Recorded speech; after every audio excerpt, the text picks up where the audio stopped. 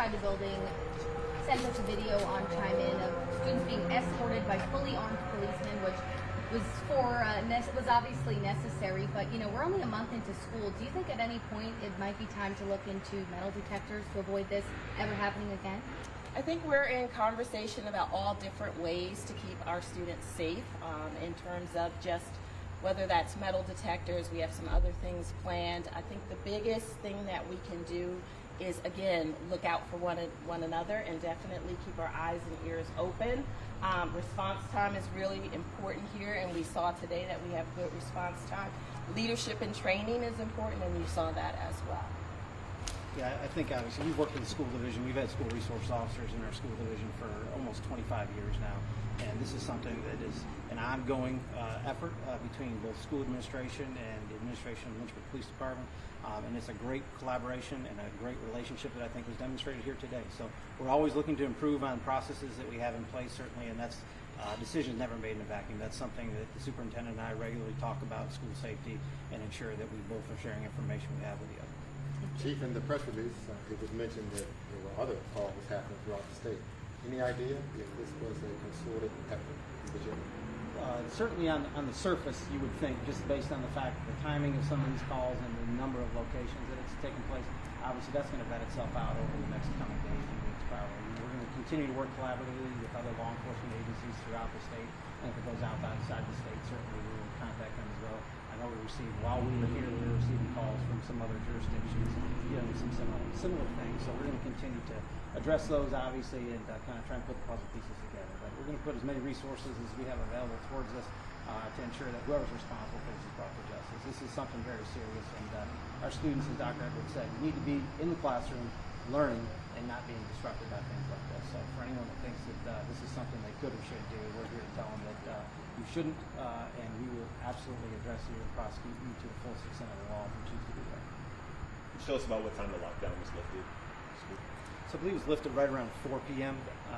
And that was, again, and making sure we checked this is a very large campus. If you've not been inside these walls before, so there's a lot of areas, and we need to make sure that when we do release students from the lockdown, that they're being released into a safe environment. So it was roughly 4 o'clock. Dr. Edwards, when I was out here, we saw some kids come out and kind of go under these trees for a little bit. Who were those kids, and how were they able to be released? Absolutely. So we had some children who were already outside and they were under supervision of a teacher. We had some, as Chief Zuderman said in the beginning, when we were getting information that they were released to their fire drill location. And then we also have some kids who have the last period of the day free, who typically leave campus and they may not have gotten everything out of the building before, and they could not get back into the building. So we're still looking to make sure that we check with all of our students to make sure that they all stay safe. And what were the other areas that also received this call? And was it targeted just at high schools? I don't have all that information right now. I know there are multiple locations throughout the state. I believe they vary. There were varying levels of schools that were involved, and that's something that if we gather later, I can certainly provide that to you. Thank you. Crystal, how you holding up? Tough situation. You had to be nervous and worried about your students. Always nervous when these types of things happen, but also grateful for just teamwork. We could not do this without significant teamwork. There are so many people who aren't standing here who also contributed to making sure that we had a speedy response in terms of communicating, getting resources here. So I'm just grateful for that. For my parents and families, if you are concerned, if you have questions, we encourage you to reach out to your building administrator. It doesn't have to just be here at E.C. Glass High School. It's any of our schools. Please reach out to your building administrator, share your concerns with them. They are open, willing to listen and partner with you. How about your chief and your team? You've been around for a long time. This is happening all over. Surely you are upset and worried as well. No, absolutely. Anytime there's a potential for any of our children to be in harm's way, we're going to do everything we can to protect them and keep them safe. And I think, without repeating everything Dr. Edwards said, it's just a great example of the collaboration that we have and good relationships that we have.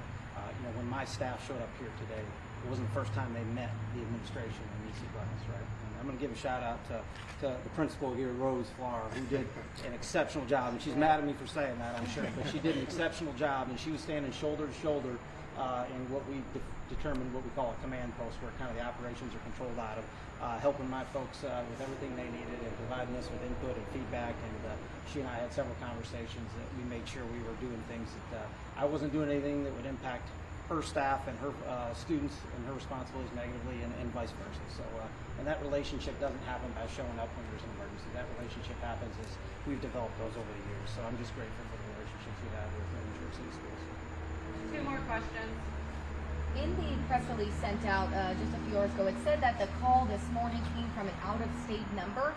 Where do we stand with investigating who could have, called this in? Was it a prank call line that they used, or just from out of state? Too early to tell right now. Right now, it identified as an out-of-state. But if you know anything about technology nowadays, I could spoof literally any number, your cell number, my cell number, any number, to show up coming from a different location. So that's something that we'll look at through IP addresses and things like that these are coming through. So that'll take some time to get that information, and hopefully we'll be able to track down a responsible party. Thank you. Last question. Chief, I know you're not the Commonwealth Attorney, but what kind of charges is this individual facing? A little more detail. And to let people know, as you both mentioned, this is a serious ordeal.